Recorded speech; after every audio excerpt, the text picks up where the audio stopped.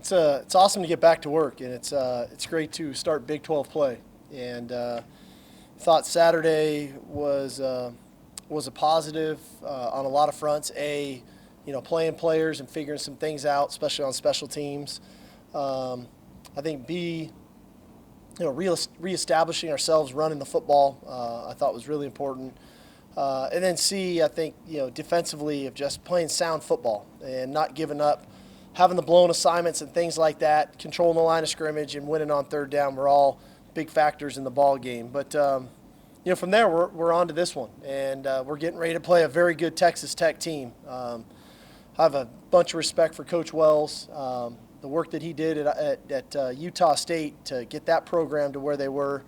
And then to get here, you can see the maturation of year 3 being the head football coach. I think this team has bought into his style of play, offensively and defensively. They're a veteran football team with a lot of transfers, and I think the transfers that they've brought in have been very beneficial to them.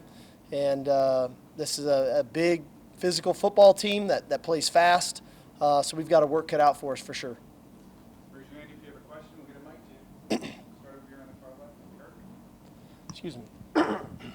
Yes, Steve, you're starting Big 12 play, as you said. How do you prepare your team for maybe the hate and the vitriol you're going to get from the other Big 12 rivals? And is it a little bit like Arkansas? I try not to dwell too much there, Kurt. I really try to keep this thing focused on about what we do and recognize, hey, every time we go out, we're going to get everybody's best shot. But our opponent can't be the motivating factor in deciding if we're going to prepare really well and if we're going to play well. I think that has to come from internal drive, internal focus. We try to keep our attention there, but we also recognize, hey, we're the University of Texas, and we are going to get everybody's best shot. So let's make sure that we're putting our best foot forward every time that we go, and we can't wait till Saturday to put our best foot forward. That started today in our practice this morning, and that won't change throughout the week. Hope this question's not too vague, but how do you figure out where you are as a program right now after 2 really good games here and the tough one on the road? Is it a challenge to know who you guys are as you enter conference play? I think you have to compartmentalize things. I think you have to take aspects of the game that you're doing well, and you have to break it down, not only offense, defense, and special teams, but within those areas of things that we're good at that we can build on, areas that we need to improve upon that we're going to need to be better at as the season goes forward. At the end of the day, how do I evaluate where we're at? We're a 2-1 football team heading into conference play. We get to play a home game here in DKR at 11 a.m. Excited for the crowd and the home field advantage that we'll get from that. But outside of that, we've got plenty of things to work on, and we got plenty of room to grow as a team. But the only way we're going to grow as a team is to, identify those areas for improvement and then continue to build on.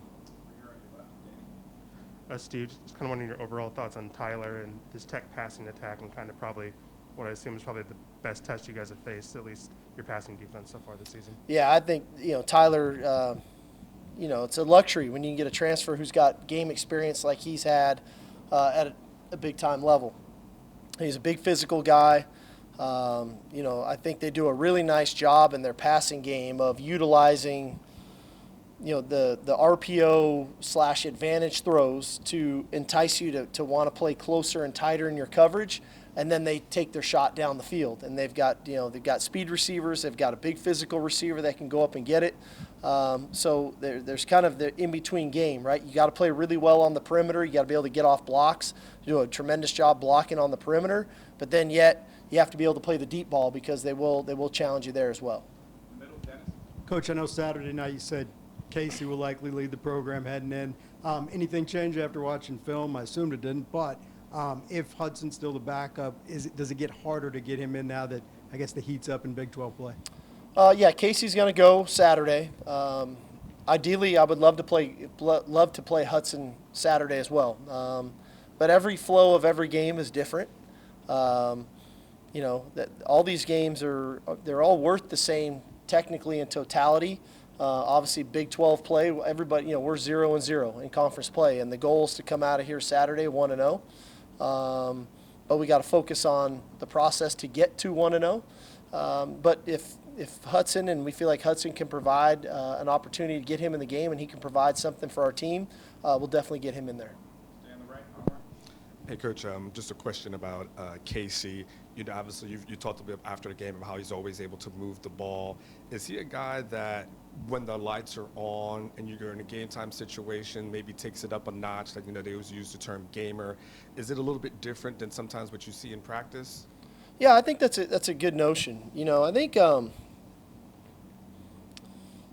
when you watch players and you're trying to evaluate players, especially at the quarterback position, everybody's got their quarterback trainer that they go work with off-site, and then then we throw individual routes, and then we throw one-on-ones, and then we throw 7-on-7, and then we work our scout team, and then we work our team periods, and then we work our good-on-good, and then there's a scrimmage, and then there's a game. Ultimately, the thing I like to look for is the trajectory that the player continues to get better as the competition, rises. I think one of the challenges is in evaluating quarterbacks is guys can look really good throwing individual routes and doing drills and then 7-on-7 and even in scout period, but their play can, I don't want to say diminish, but maybe level off. And I think Casey's the classic example of, I think his level of play continues to rise based on the arena that he's in. And that's a really cool quality to have, because we don't play quarterback in T-shirt and shorts. It's still a physical game. You still have to deal with the pressures of playing the position, which I think the best quarterbacks embrace that pressure and kind of flourish in it. And I think that he's got something about him that kind of feels comfortable in that arena of a real game. And sometimes that's hard to tell until guys actually get in the game and have to play. And he's done a nice job of that so far. So hopefully, we can continue to build on it for him. Your left center. Hey, Steve, you guys took care of business as expected by the odds makers. They were in a 63-56 war with Tech last season, and I'm asking, how important is your leadership in that locker room, knowing that the Heat's about to get ramped up with Big 12 play, especially against a team that almost beat them last year? Well, I think my leadership's vitally important every day. I'm a leader of men first, and whether that's on the football field, off the football field.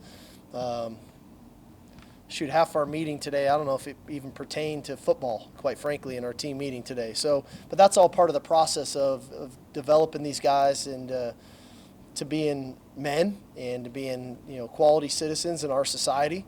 So all of that, not to mention to lead them into a football game and into a conference game and down this road where they feel that I'm confident in them, but I'm demanding of them of the things that are needed to get that done. I feel pretty comfortable in the arena of knowing of kind of what's expected for us down the road. I will say this, I think we're both teams, us and Tech, are really two different teams from a year ago. I think they're dramatically improved in their style of play and what they're trying to do in all three phases. Clearly schematically we're very different with a new coaching staff. So, I don't like predicting, but I'd be hard pressed to think that that's going to be the style of the game and the score of the game here Saturday. Middle, Brian. Steve, you're back to defense for a second. Your defensive starters have gotten 4 of your 7 sacks in 3 games, and I wonder, how do you feel the pass rush has been with either getting home or just pushing the quarterback around in the pocket? I think the pass rush has been good. I thought it was at its best in week 1. Obviously in week 2 it was borderline non-existent, and I'll talk more about that in a minute. And then last week I thought it was good when the opportunities presented itself. There was a lot of quick game throws by Rice where the ball was just coming out so quickly. It's hard to get to the quarterback in that amount of time. But the reality of it is, we try to pride ourselves on playing complementary football, and it's a lot easier to rush the passer when A, you stop the run, and B, you can control the game offensively and get a lead and do your part offensively to force them to be a little bit more one-dimensional as well. it's difficult to rush the passer when you're not certain what's coming, run and or pass, and making those necessary calls to do that. So do I think we can be better? No question. We're constantly working on it, and we've got two of the best in the business in PK and Bo Davis, coaching those guys. And we're going to need that pass rush as we work our way through the season, definitely based on the style of play of some of our opponents that are down the road. On the right, Joe. Steve, this program's only played for two Big 12 titles in the past decade. So when you were, or in your first few months on this job, have you recognized how much this program really wants to add a fourth Big 12 title as conference play is beginning? I wasn't here the last decade, I pay attention to what has happened, but the reality of it is I try to tend to be where my feet are, and now my feet are here at Texas. My attention is on our football team and what we need to do. We're not here to make up for anything in the past. We're here to do the best job that we can do this season, and that's the next challenge we have is Saturday against Texas Tech, and that's kind of our mindset and our process as we go through it. I think it's a slippery slope when you start trying to look down the road of what could be, and then you get hit right in the mouth with something that's right in front of you. So we try to keep focused on what's in front of us. I use this analogy a lot. When you're driving a car, there's a reason the windshield is so much bigger than the rearview mirror. We don't spend much time looking in the rearview mirror, or you're going to miss what's right in front of you. And also, you need to keep your awareness up on what's right in front of you and not try to look too far down the road. And so that's kind of our process to doing it. We have a lot of respect, obviously, for our opponents that are going to come.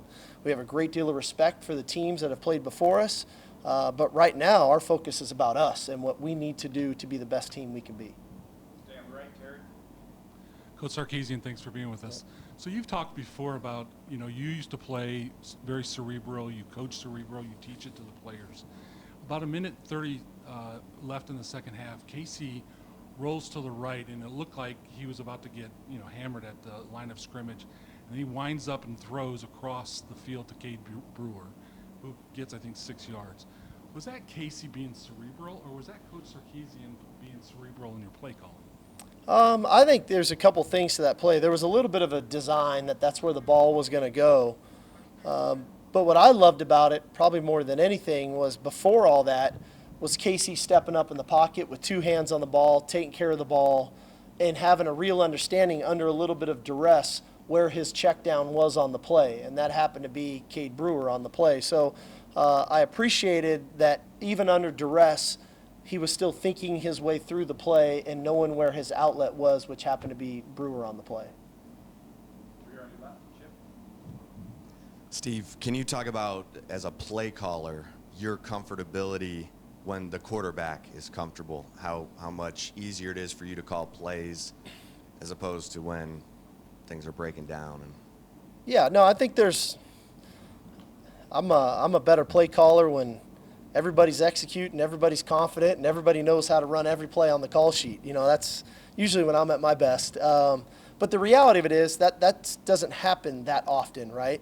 I think the challenge is to recognize the things throughout the week that we like in the game plan. But it's one thing for us to like it. It's another if we can execute it, and that if we're confident in doing it. And that's what we're trying to assess throughout the week. And then by the end of the week, my final meeting with the quarterbacks is really what do they like in the game plan by situation. What do they like on regular downs? What do they like on third downs? What do they like in the red area? And then I try to cross-reference that with what I like. And then when we can find that mesh of both of us liking the same thing, there's probably a pretty good chance that that's what's going to get called on game day. Middle, Roger. Coach, Xavier Worthy seems to be maybe mature beyond his years as far as confidence and things like that. What about his makeup? And we're starting to see glimpses of what he can do, his explosiveness that you guys really like. Yeah, I think, the one thing X has, I think he's got a real internal drive about him. He came here with the mentality. He was coming here to work. He was coming here to learn a system. He was coming here to play. He wasn't going to wait his turn, and he's earned everything that he's gotten. I think we're starting to see, as you mentioned, the speed factor that he possesses. It's unfortunate on the interception we threw. I think he might have caught a touchdown on a big post right there. We took another shot to him on a deep ball that, again, I'm still wondering about him falling down mysteriously, but no flag was thrown.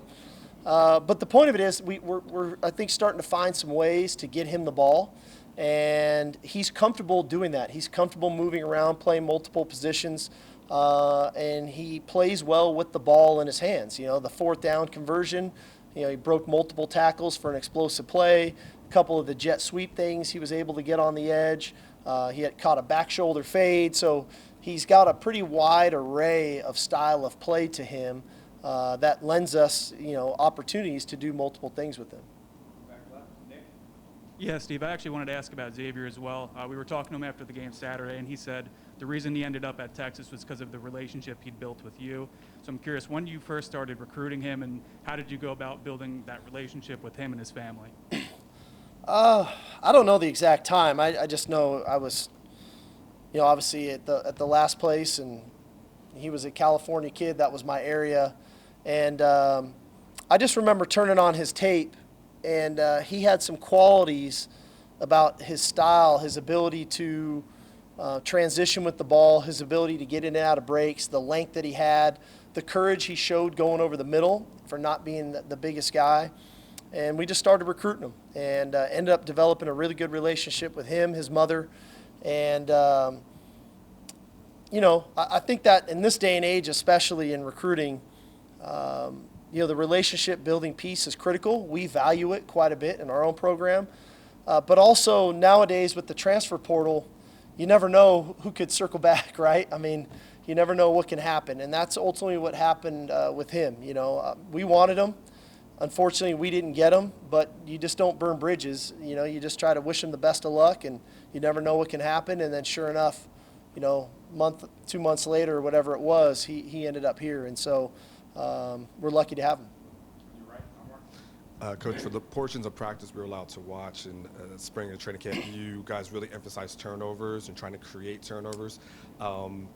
Do you want to see more of that happen? Is that something you're emphasizing a little bit more going forward? Yeah, it is. It's a huge component to what we do. I think we got one Saturday, had chances at multiple other ones, and we're close, and I think we got to continue to attack the football.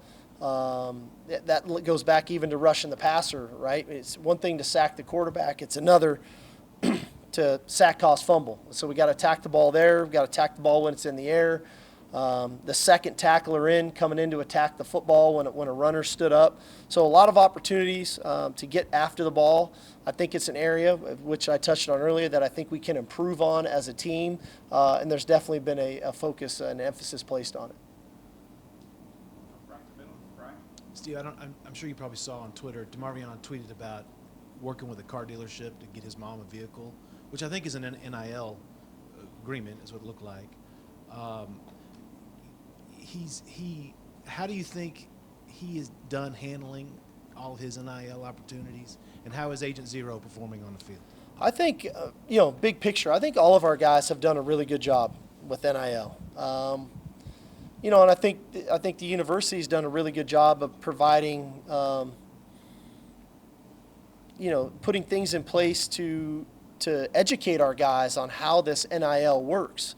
I think all of us are going through this from a novice approach. It's new to everybody. And I think DeMarvion, Bijan, a lot of the guys who have multiple things going, I think they've handled it well. I don't think they've been distracted by it. And again, those are the rules that we're playing by now. I think that these guys are getting what they deserve, and they're doing it. I think Demo's playing really good football for us. Clearly, you see the athletic ability, the tackling ability. He does a fantastic job of getting people on the ground. Hopefully we can create some more opportunities for him just to keep getting him around the ball. But he's been a really good leader and a really good player for us. Okay, on the right, Ed. Coach, with a wealth of riches at running back, apparently last week against Rice, how do you keep the right mix going into Tech with using all three who all had great games on Saturday night? Well, you know, every game takes on a personality and life of its own, but I think clearly they've all got their own little unique style to them. Clearly, Bijan is a pretty well-rounded runner with the size, the speed, the elusive, being elusive, the physicality, the stiff arm, then the breakaway speed. I think Roshan, his football IQ really helps him. He is a big physical guy, tremendous in pass protection, great hands. Keelan, a little different, change of pace, shifty. You can see that kind of fifth gear kick in on the touchdown run. But all of them have their own role in the way they do it. I mean, Roshan and Keelan are huge parts of what we do on special teams. Both those guys are critical to what we do on special teams. And I think the luxury that we have with those guys is they're all really good route runners and pass catchers, and so they give us versatility there as well. So we'll keep them in the mix. But again, it's a good problem to have. Steve, I think Casey said that you hadn't really worked on that back shoulder, throw from him to Xavier in practice, but they get extra reps after practice. They watched film together last week. How much of that is contributing to Casey's success as well? Well, I think it goes back to, Casey's a grinder. He's a worker. I think inevitably, hard work pays off, right? And I think that all the extra little things that he does in preparation, whether it's physical or mental, help him perform to the level of which he's trying to perform to. And whether it's knowledge of where to go with the ball on a secondary read, or whether to take advantage of a one-on-one opportunity in the red area, or getting us to the right play or the right protection. I think all those things add up to, when you put in the work, when opportunity presents itself, you can take advantage of it, and that's kind of what he's doing. You just touch on Taj Brooks a little bit and what you're seeing out of Tech's running game. Well, it's really good. They got two really good backs, and as much as you want to focus on, they're spread out, and everybody thinks air raid. When you think of Tech, you think air raid. And Coach Leach and all the good work he did there. These guys will run the ball, and they'll run it right at you. They've got a physical tight end who inserts, and they run all the slider runs and things like that. And two big physical backs that we got to do a really good job of tackling in this game defensively. We've got to do a really good job of getting multiple hats to the ball, and not relying on one guy to get these two guys down. Last question on the left here, Kirk. Yeah, Steve, I'm curious about the whole thing about holding stuff back for games later in the season. Do you hold it back a whole lot early in the season, and you like to put in 2 or 3 new plays or concepts each week? I don't really hold anything back. I really try to put the plays in and run the plays in the game that I think are best suited for the game that week and best suited for our players that week to go out and execute. And, every week is different based on the defense we may be seeing and the style of defense we may be seeing. Some weeks we can have a lot of carryover from previous weeks of plays that we had in the game plan that maybe we didn't call. Other weeks, it's almost a brand new game plan based off of the front, the coverage, and the things that they play. So, we try to put together the best game plan we can, and we'll worry about the games down the road later. But we got to give ourselves the best chance to be successful Saturday.